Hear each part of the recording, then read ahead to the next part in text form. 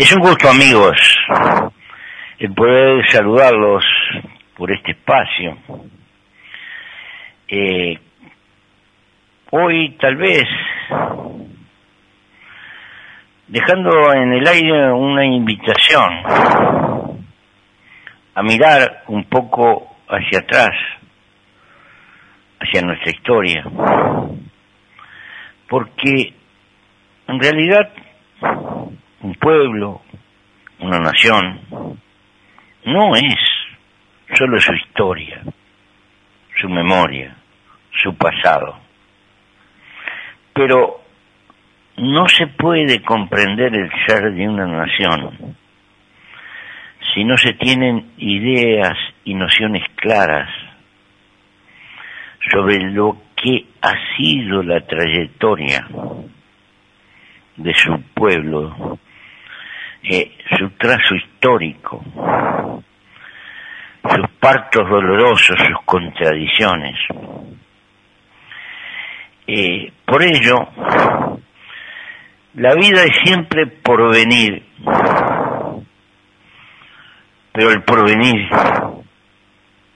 obliga a buscar nuestras propias raíces, nuestro propio sentido, nuestra herencia. Eso que nos ha identificado en los logros y también en el dolor. Por eso, cuando nos vamos acercando a abril, un mes donde el Uruguay va a poner sobre el tapete el recuerdo de las instrucciones del año 13, ese documento tan formidable que echa luz, tal vez, sobre el modo de pensar de Artigas y de parte de su tiempo, que tanto han tenido que ver con nuestra génesis, es bueno empezar a establecer un marco de referencia, que no es otra cosa que una invitación a que los uruguayos escudriñen en los textos de historia, en las distintas versiones, que intentan reflejar precisamente aquel tiempo y las vicisitudes que sobre él y con él se construyeron. Recordemos el cuadro histórico en aquel junio de 1812, cuando al campamento artiguista llega la orden de Buenos Aires en la persona de Manuel Zarratea para establecerse como nuevo jefe de aquel conjunto de orientales que habían recorrido la larga marcha de la Redota. Y empieza una lucha de intrigas, de sobornos, que van a desembocar hasta la intención de un atentado contra la vida de Artigas. Y donde, curiosamente, las intrigas por el poder que sembraba Zarratea van a ir alejando de las huestes artiguistas algunos hombres letrados importantes como Valdenegro, Perico Viera, Ventura Vázquez, el cura Figueredo, Manuel Callero, Joaquín Suárez, Bartolomé Hidalgo y otros se irán alejando del artiguismo. Sin embargo, los relatos del propio Artigas nos dicen que los gauchos, los más pobres, hicieron ver entonces que no obedecerían otras órdenes que las mías, y protestaron que no marcharían jamás si no marchaba Artigas a la cabeza. Allí, en esos años, se empieza a burilar una historia que Cáceres va a comentar. Cáceres era un oficial joven que nos ha dejado sus memorias, y dice por ahí, desde entonces, hablando de Artigas, desde entonces quizás tuvo cierta predilección por los gauchos, pues le he oído decir que había encontrado más virtud o constancia en ellos que en los hombres de educación. En el fondo, el Congreso de Abril que se va a dar a principios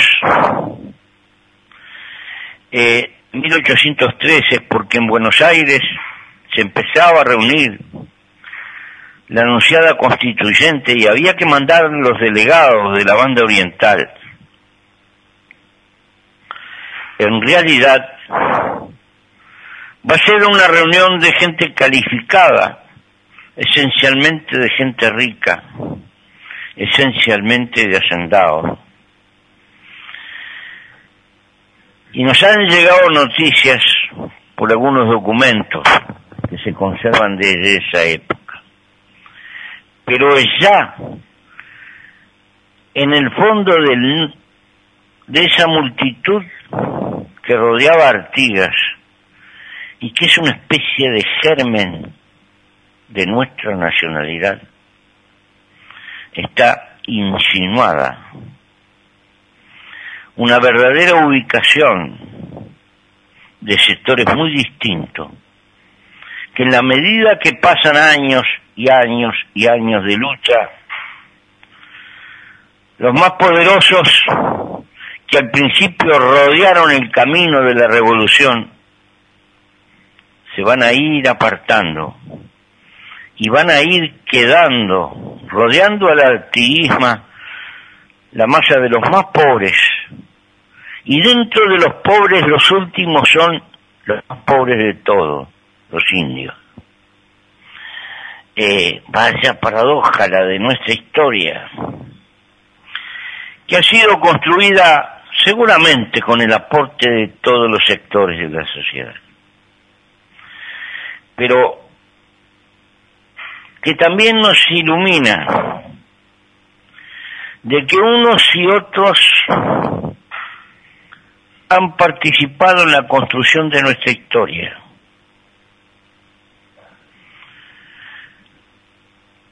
Pero que hay una gigantesca falange anónima,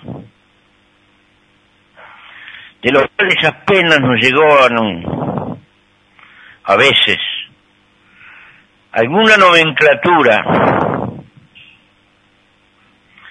como Encarnación Benítez, Juan José Culta, etcétera, de personajes que son la expresión de ese fondo social pobre que compuso las filas del artiguismo hasta el último momento. En este Congreso de Abril, que va a ser convocado en abril de 1813, en alrededor del campamento de Tres Cruces, allí van a aparecer las ideas más fundamentales, primigenias, de la independencia del Río de la Plata. Es el primer documento que habla con claridad, 1813, de pedir la independencia irrestricta de todos los territorios del Río de la Plata, la independencia de España, la independencia total y absoluta. Y esto es muy importante, porque recién 3 años después, en el Congreso de Tucumán, alguien se va a animar a plantear el pedido definitivo de esta independencia. Y van a aparecer en estas propuestas del Congreso de abril la idea definitiva de organización republicana, que va a demorar muchísimo tiempo. Va a haber delegaciones de Belgrano, de Pueyrredón, andando por Europa buscando príncipes en las causas europeas, y va a haber documentos como las declaraciones de Lavalle. Está visto que la República es una merienda imposible para nuestros pueblos,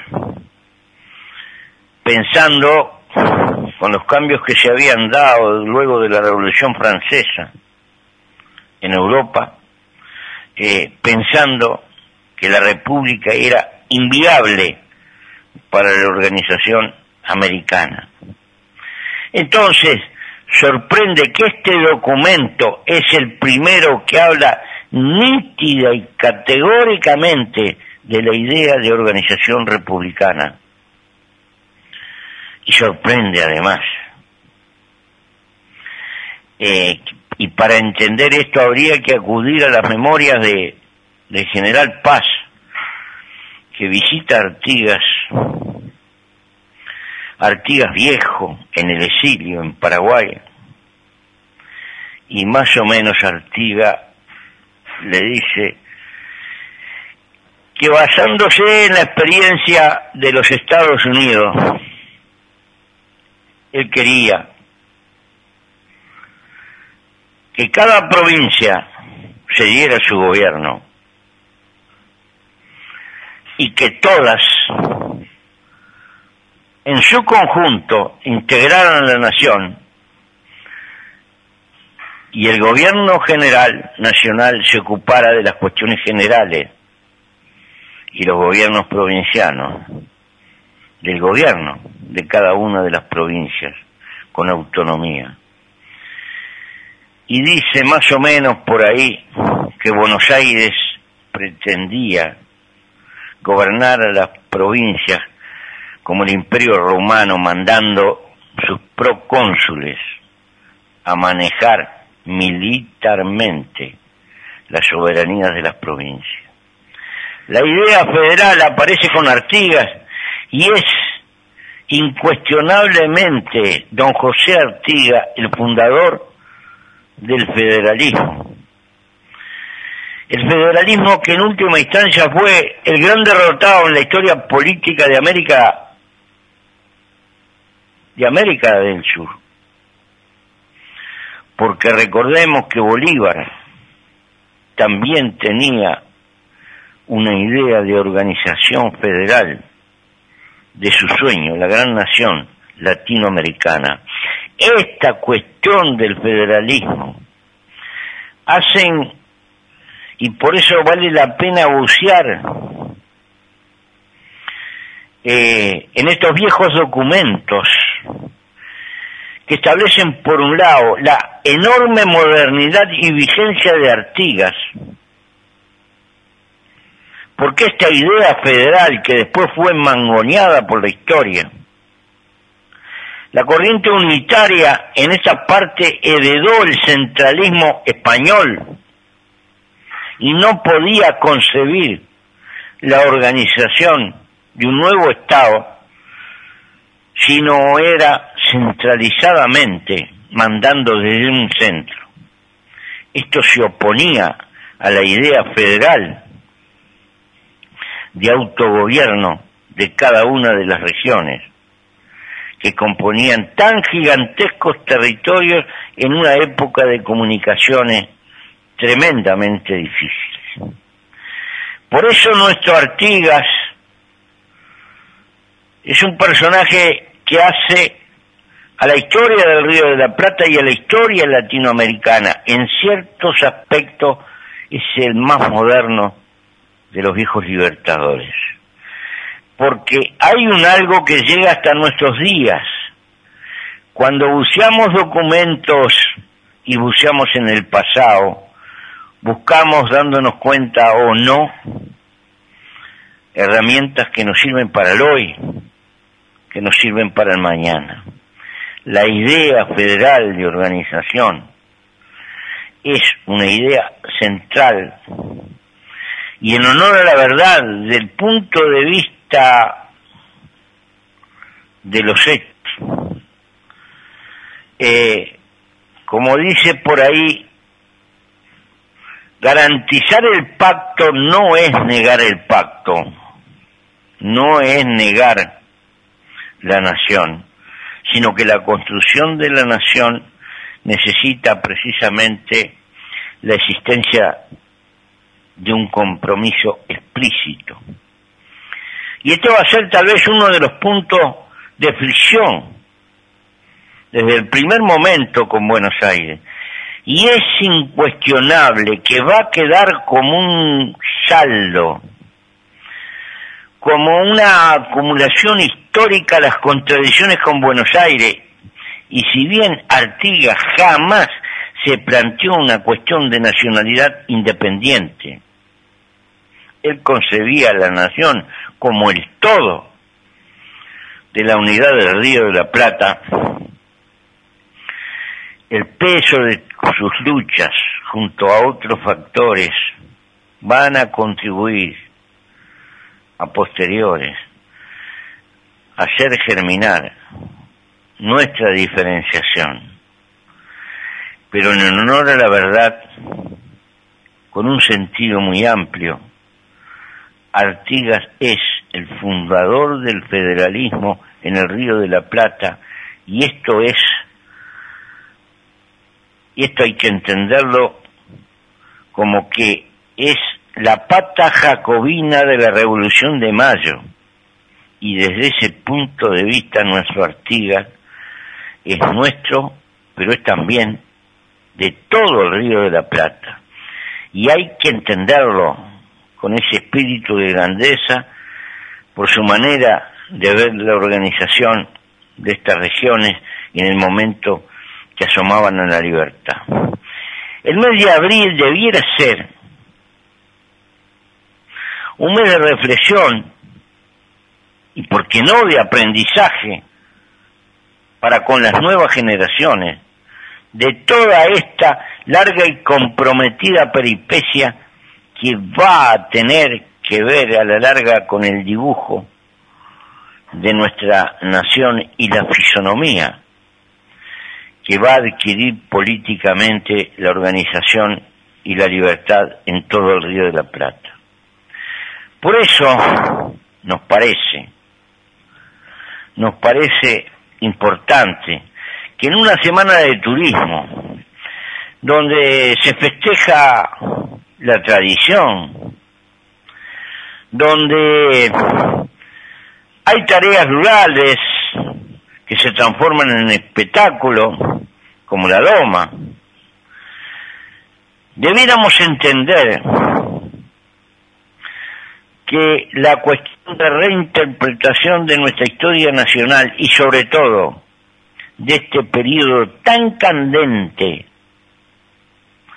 el periodo artiguista, debieran de ser uno de los deberes que nos comprometan en su contemplación a lo largo del mes de abril, porque es una manera como con el intento de encontrarnos un poco a nosotros mismos. Nunca olvidemos, nunca, que a lo largo de 1800 y pico, después de las guerras de independencia, sobrevinieron largos los capítulos de guerras civiles,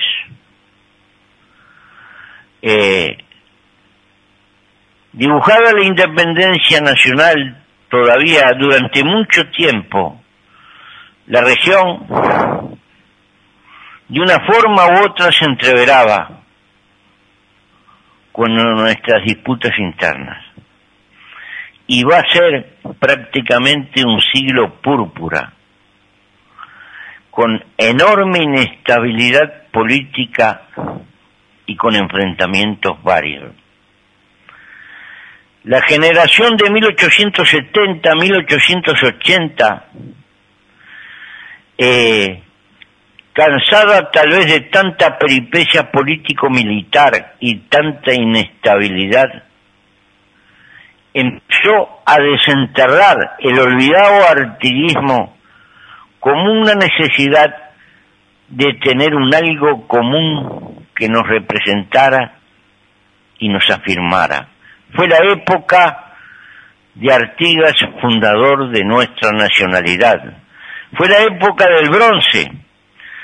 Fue la época donde el Uruguay necesitaba construir un mito de unidad nacional por la dureza de sus contradicciones internas. Esta fue la historia de nuestros bisabuelos, tal vez. Y hoy no es tiempo de reproche. En realidad la historia verdadera fue más compleja. Artigas no fue fundador directo de nuestra nacionalidad, sin duda. Que el peso de las luchas artiguistas fueron fecundando una matriz que, unido a otros factores, va a explicar el origen de nuestra nacionalidad. Eso es indudable, pero es también indudable que la presencia del artiguismo, su siembra republicana, cuando andaban buscando reyes y fueron hasta buscar hasta príncipes rusos, ante el fracaso de no conseguir príncipes ingleses como soñaba alguno, o franceses como soñaban otros, como todo ella no le fue posible,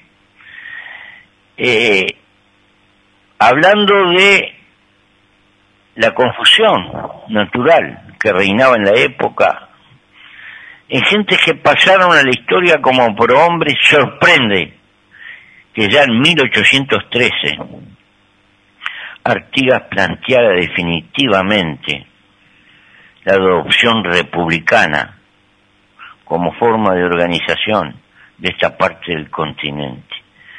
Y sorprende también, por lo temprano, su mensaje de organización federal, y sorprende también su visión liberal en el sentido profundo del término en cuanto a la tolerancia religiosa y ciudadana de organización del futuro Estado.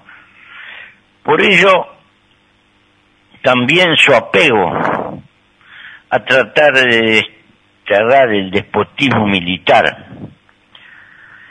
Por eso este nuevo documento, este viejo documento que supone una siembra de novedad en el conjunto de su época, debiera ser una nutriente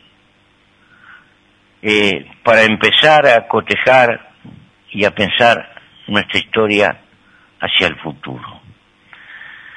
De ahí que, si esta es una semana de tradición, buena cosa fuera que al mismo tiempo fuera un tiempo de reflexión sobre el acontecer de nuestra historia y sobre el significado que tiene el artiguismo en nuestra génesis.